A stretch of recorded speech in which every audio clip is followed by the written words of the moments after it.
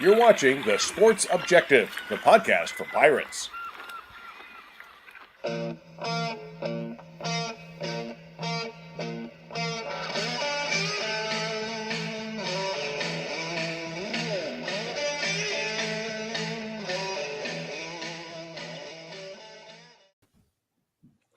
Pirate fans, welcome into the show tonight.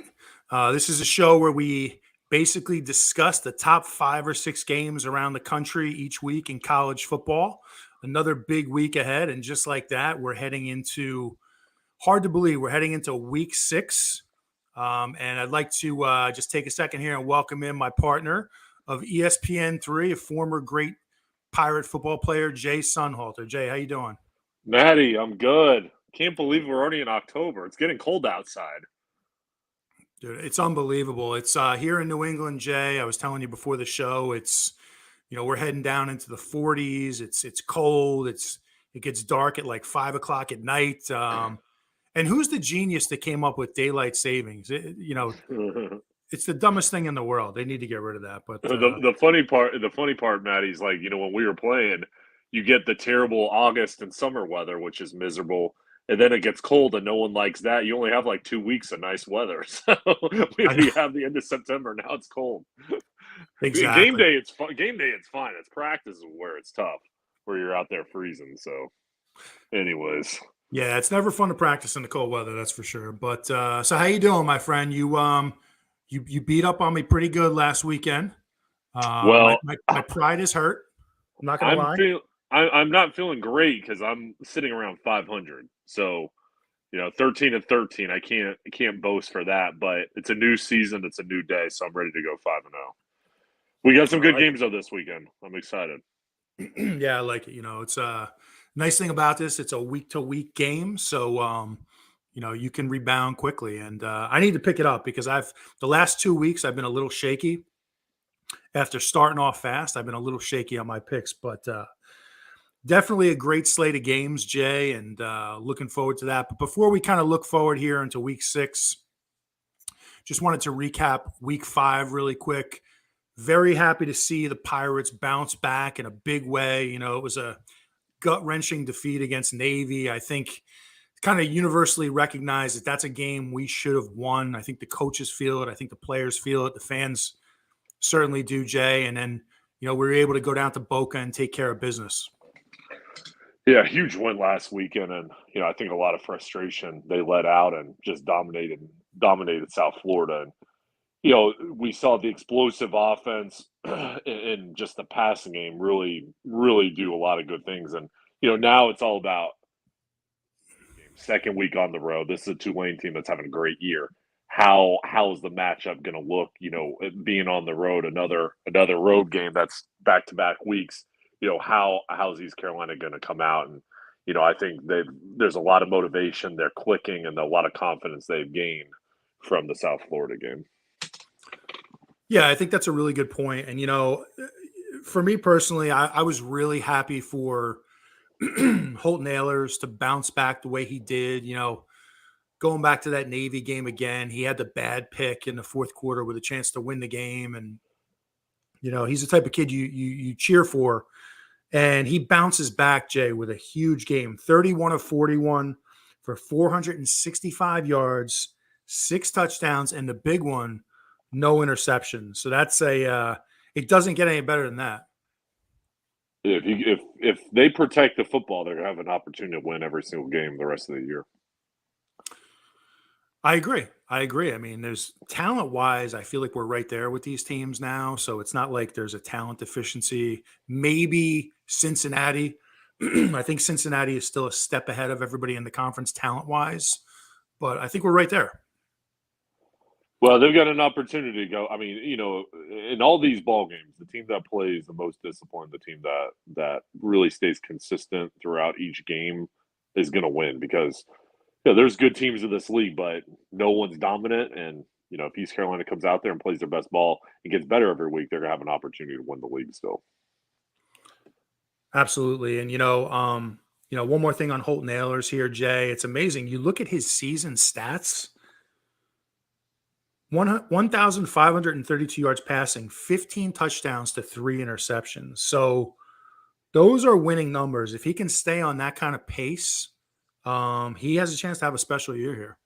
Yeah, I mean, it's been really good so far. I mean, I think the biggest thing is, how now that they're in conference play, how are they going to play? I mean, for the whole team, it's all about the wins now, and that's going to be the challenges. Every week there's going to be a good opponent. How are they going to play? No doubt. And, we're kind of heading into Murderer's Row here a little bit with, you look at the schedule, Tulane, who you mentioned, very good team, Memphis. We have BYU out there, UCF, Cincinnati, Houston, and then we finish the season with Temple. So this is a very tough stretch. And, not to sound cliche, as our coaches used to say, Jay, but it really is 1 week at a time at this point. Yeah, I mean, each game it's going to be interesting, and what you did last week doesn't matter, and each team it could go either way. So, for East Carolina, if they go out there and continue to improve, they're going to have a chance. So if not, these other teams are talented enough to win. So it's exciting to see the Tulane game, and I think it's going to be a really good ball game. Absolutely. So, Jay, any big surprises for you last weekend around the country? I know there were some shockers out there. Did anybody kind of sneak up on you and really just, shock you with the score? Shocked Oklahoma got blown out. I don't know what the heck's going on over there because they looked great through the first 3 weeks of the season, and now they're going into the Texas ball game reeling and could lose their third ball game. The other surprise was Georgia. I'm surprised they looked as bad as they did when they beat Missouri. So, they won, but their offense is one-dimensional. I mean, I still think Alabama and Georgia are the two best teams in the country, but I was just surprised they almost lost that game. That was kind of a shocker. I mean, they were down late in that game. And, you just knew watching it that they were going to find a way to come back and win it. But for them to be in that much trouble against a pretty bad, I mean, this is not the Missouri of 5 years ago. Missouri's been pretty bad. So I'm guessing it's just kind of a blip. And, Georgia kind of took the week off mentally, I think, from their approach. And I'm sure they'll bounce back. But I'll tell you the one that surprised me, Jay, is Mississippi State absolutely rolled up on Texas A&M 42-24. Mike Leach down in Mississippi State. What are your thoughts there? Well, Mike Leach is winning. I mean, the state of Mississippi with Dion, Leach, and Kiffin, they've got some great coaches down there, and the fact that they blew out Texas A&M, I mean, things aren't right at Texas A&M. No matter how much money they're paying Jimbo Fisher, it's not right over there, and you shouldn't be losing the games they're losing. And Texas A&M shouldn't be losing to Appalachian State and Mississippi State. So, big win for Mississippi State. They look good. They always are playing good offense, and now their defense is coming along, and that was an important win. But Texas A&M, they're in trouble, especially going against Alabama this weekend. I agree wholeheartedly. There's something wrong with that offense. I mean, the defense is definitely there, but then all of a sudden to give up 42 to Mississippi State, there's some cause for concern down there in College Station. So, hey, definitely like we talk about every week, so much parity, some shockers from last week. But let's go ahead and jump here into week 6. And we have Bubba Rosenbaum producing tonight. Bubba's going to throw the first game up onto the screen here. And we have Jay, number 17, TCU, 6.5-point favorite at number 19, Kansas. Kansas undefeated, Jay. What are your thoughts here? Kansas is my team. I saw them in week 1. I'm a big believer in Kansas, and I think they're going to cover this ball game. So much improved. I mean, they're the surprise of the country.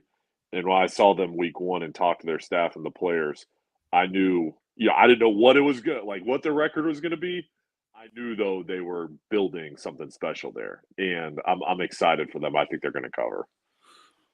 Yeah, I'll give you credit, Jay. You've been, I think the fact that you saw them week 1, you've been all over Kansas this year. And they've been a shocker to me. I mean, to be at 5-0, they were able to pull out a tough win against Iowa State last weekend. I think there were some missed field goals there, but I'll tell you, this TCU team, the fact that they were able to blow out Oklahoma is really impressive. I mean, that was what you call a woodshed beating. I mean, they took them out back and gave them a beatdown.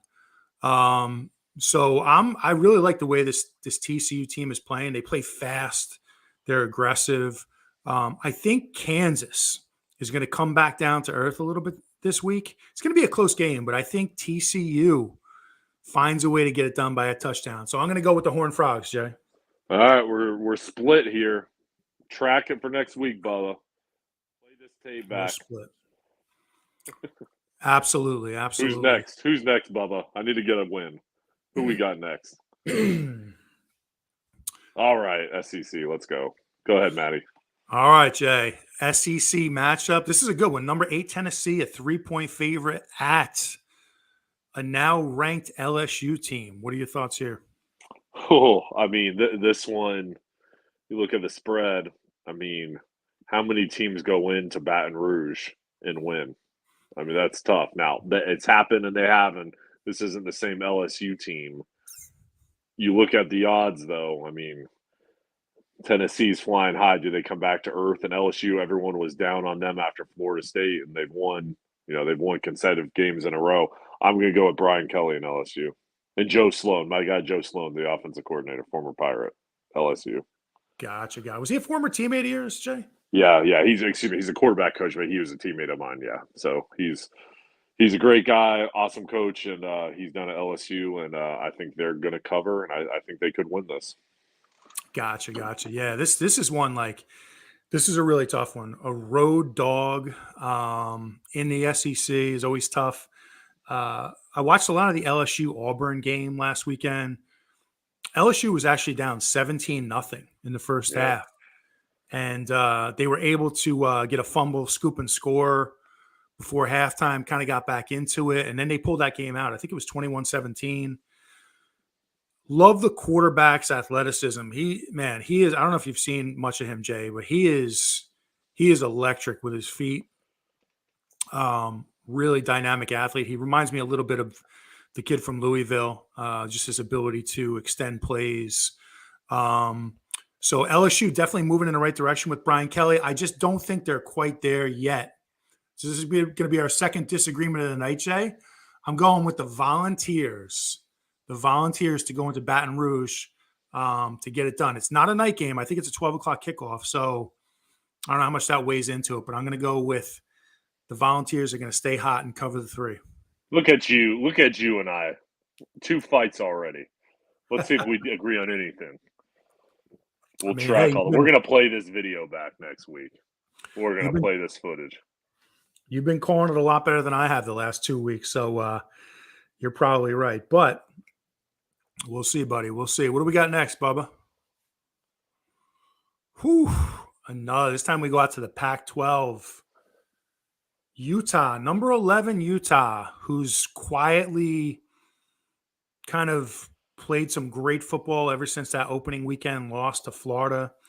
A 3.5-point favorite at number 18 UCLA. Tough game, Jay. All right, it'd probably be surprised here. I think UCLA is pretty legit. Utah is playing Southern Cal next week at home, and I don't think they're looking ahead. That is a real thing, though. So, I mean, I think they can win this. I just think that UCLA is at least going to cover. Okay. All right.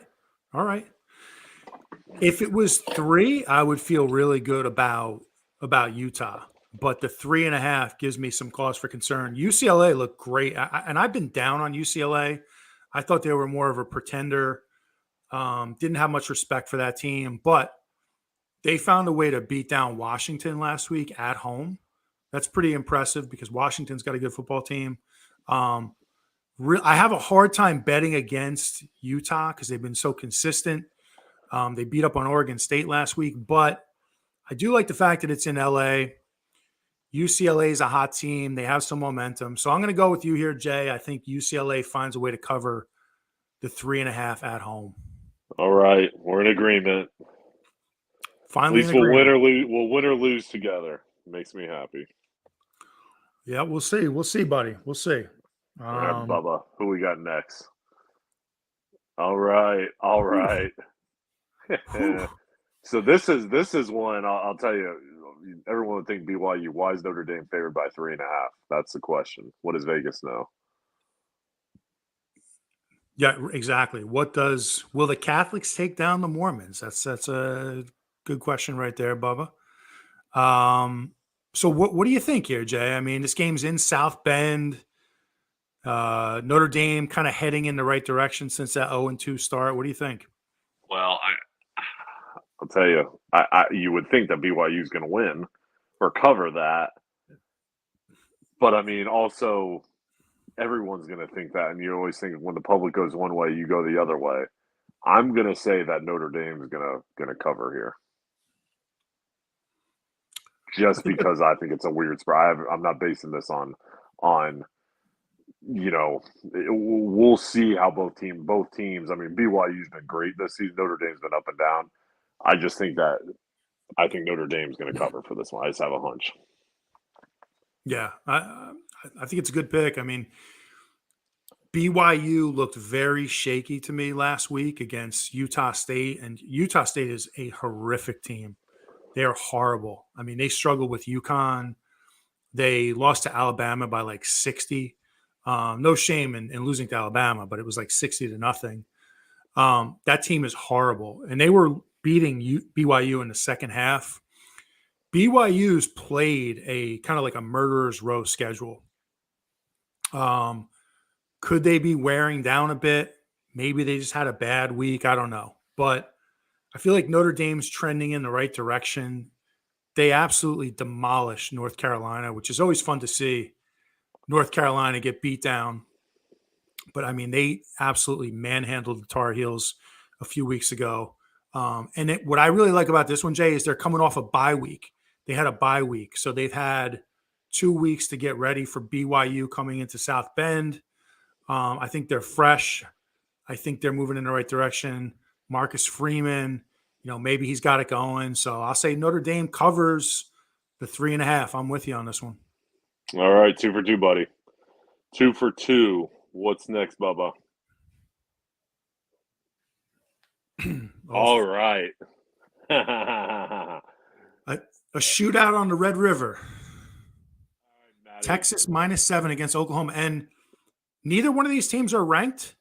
How often do you actually see that over the last, 30 or 40 years where, at least one of these teams, isn't ranked? So another tough one. What do you think here?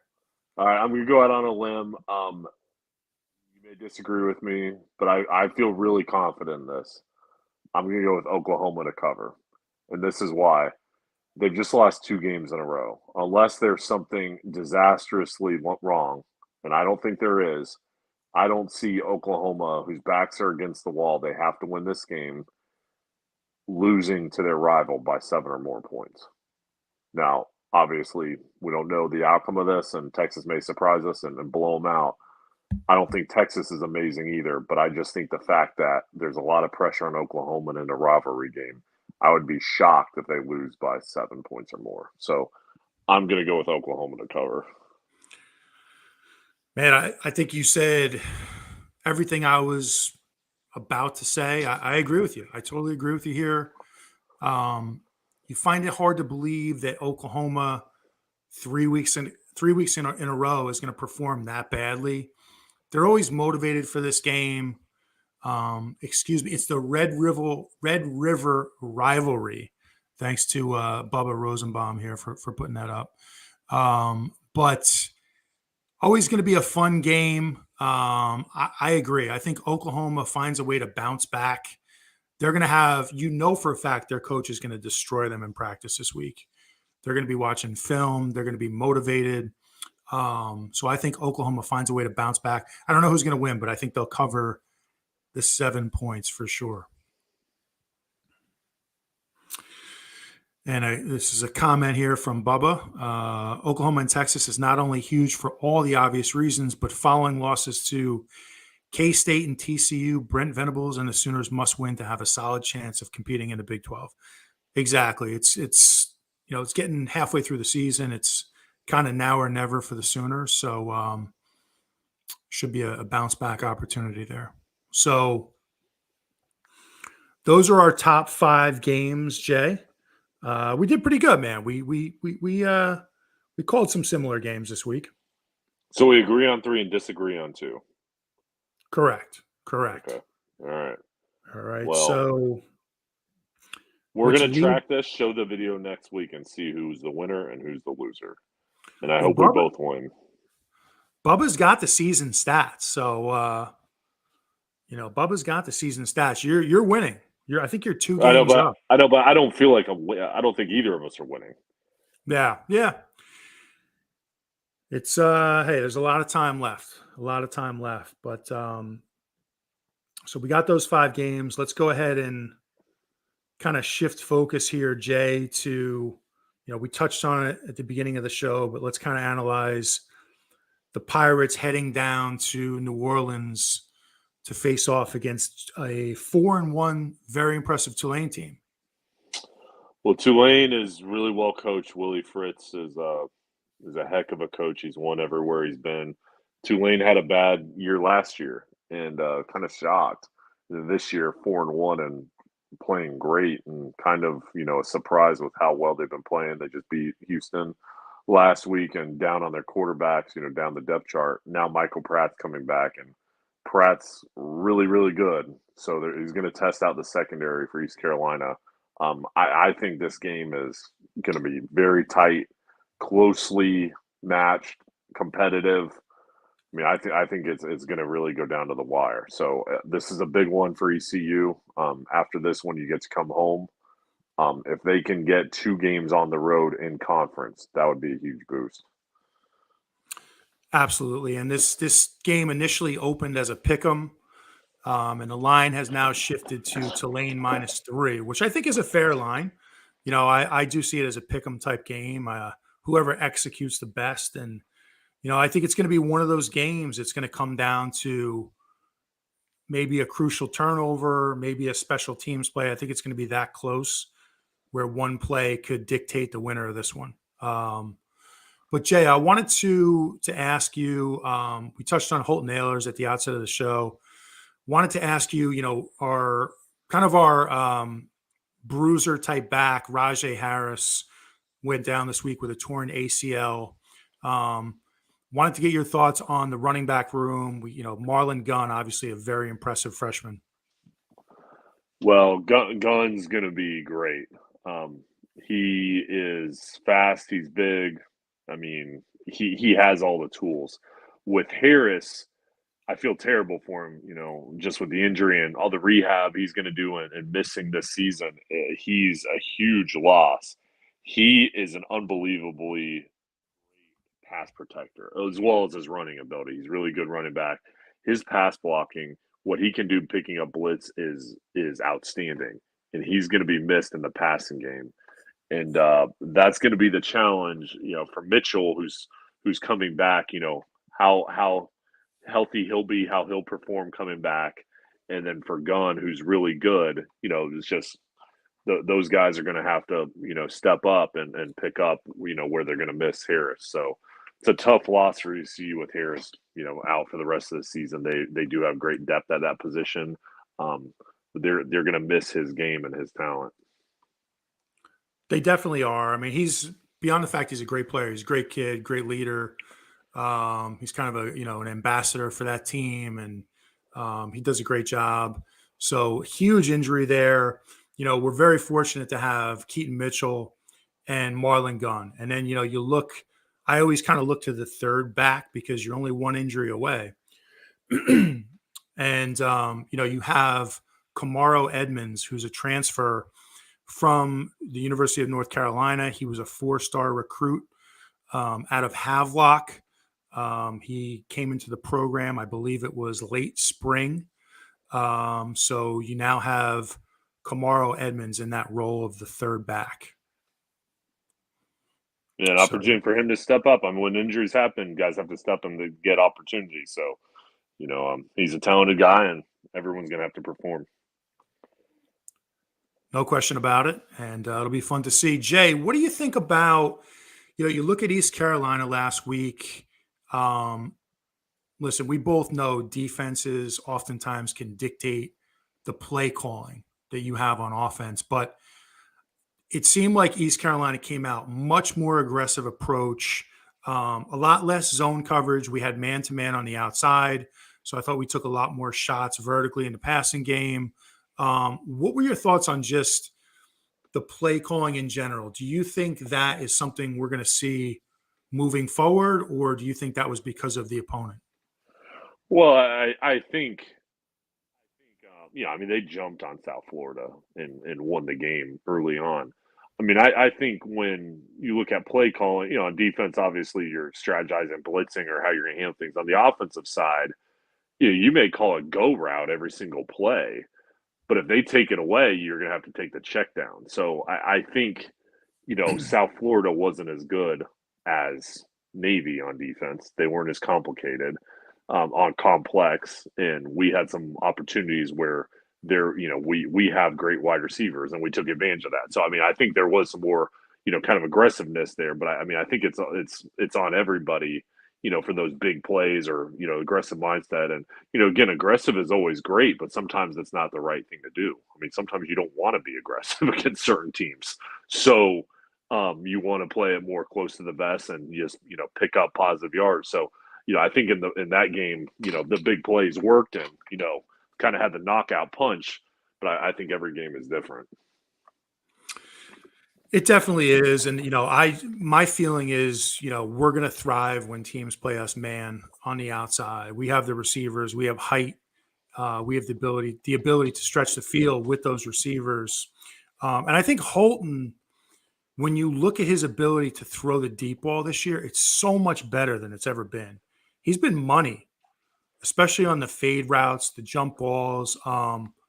Last week inside the red zone, some of those fades to CJ Johnson were literally Yeah. perfectly thrown balls. So it's going to be interesting. Tulane has a great defense, really impressive. I mean, this is a team that beat Kansas State a few weeks ago, a hot team. They knocked off Houston in Houston last week. So like you said, very, very, Willie Fritz, just an excellent coach. They're going to be ready to go. Yeah, it's going to be a fun ball game, and they've had big wins, and coming off that Houston game, a lot of publicity on that one. I just think that this matchup, this game is so important. I mean, this game isn't going to make or break the season for East Carolina and for Tulane, though. This is a big one. If you can get a win in this one, it's going to set yourself up for the next games to be bigger and bigger. You definitely, yeah. I think you have to get this one, and then you have a chance to come back home against Memphis in Greenville for homecoming. So, really great opportunity here for the Pirates. I really hope. I think this is the type of game where Holton Ahlers has to make plays with his feet, and I hope he's given the opportunity to do that because it's going to be that tight. He's going to have to make some plays with his feet. So, it'll be very interesting to watch unfold, my friend Bubba. I don't know I think you mentioned there were some under the radar games this week.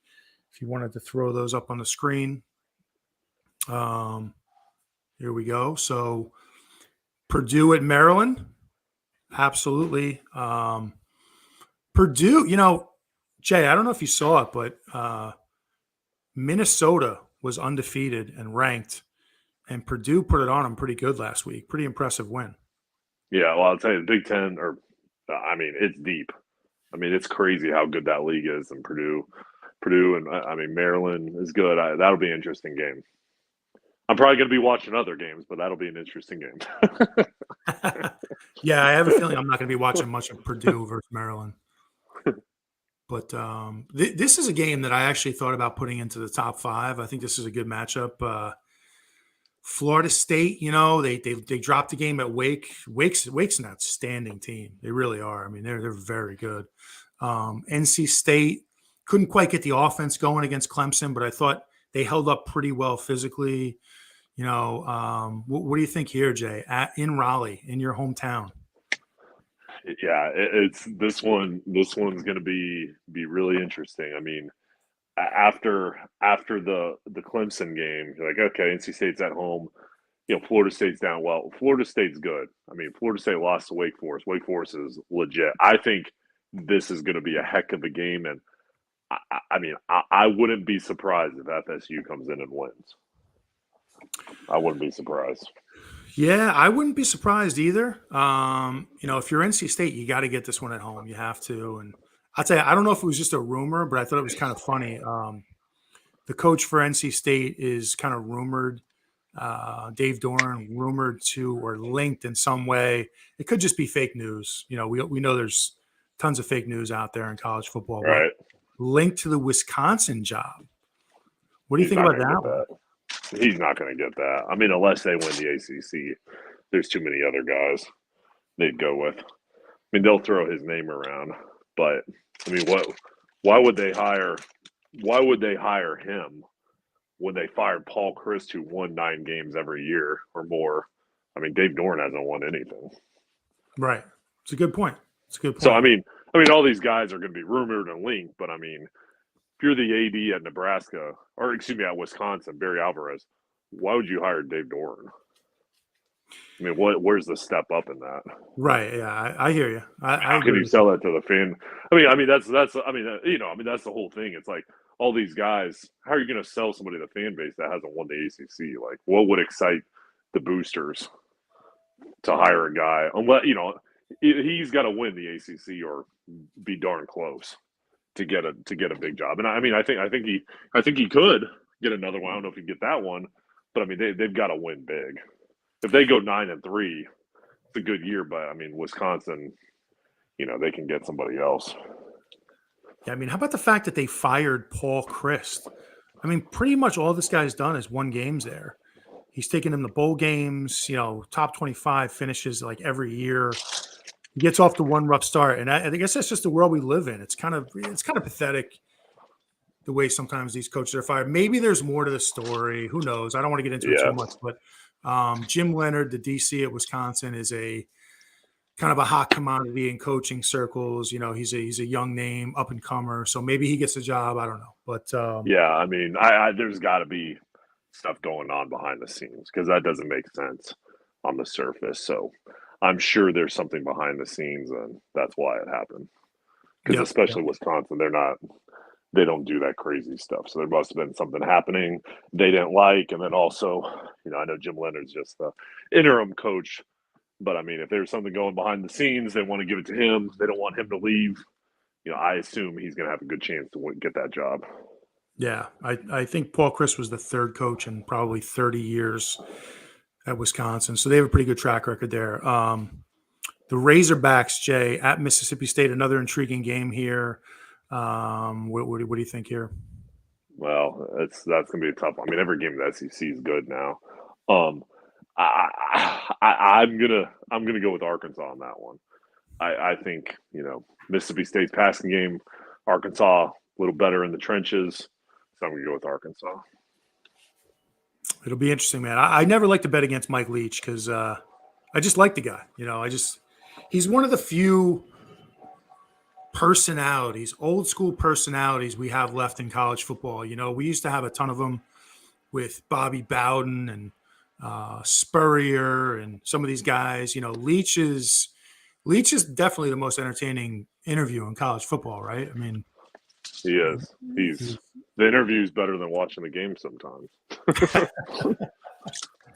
I agree with that, buddy. So, so those are some extra games here, but I think we've covered it pretty good, Jay. I think we've touched on all the big games.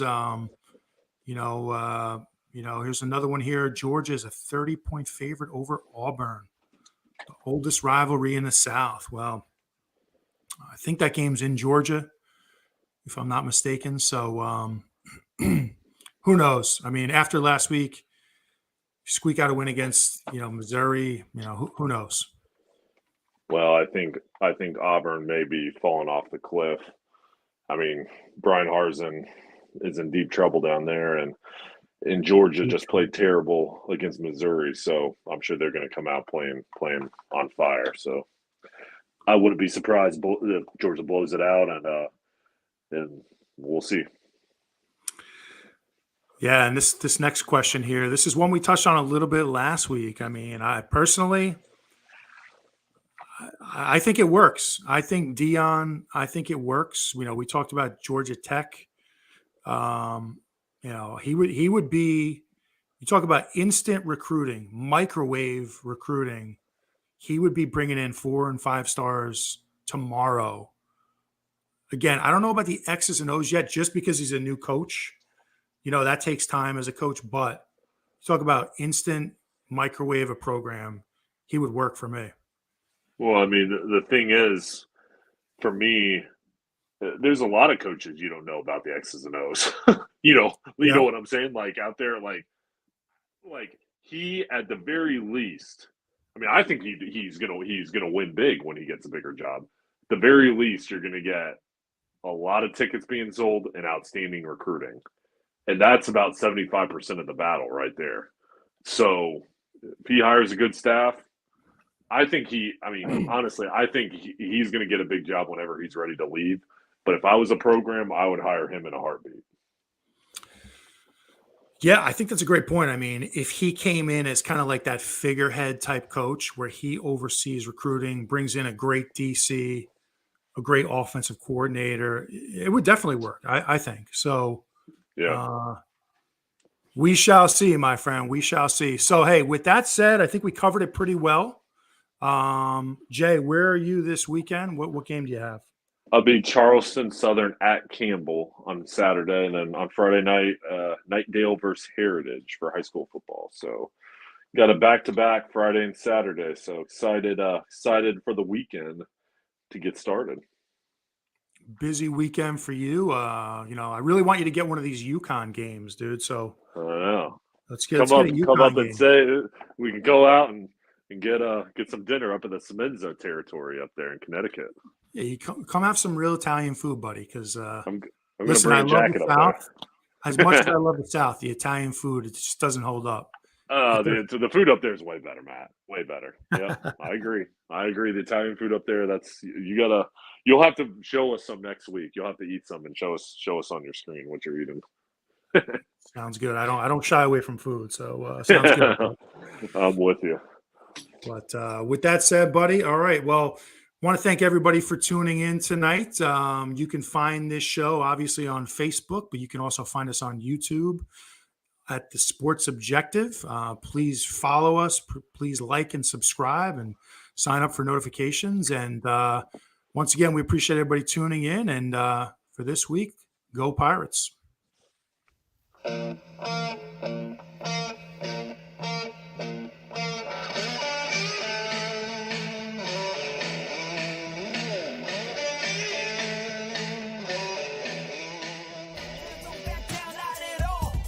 You're watching The Sports Objective, the podcast for Pirates. Listen to the show pretty much everywhere podcasts are found.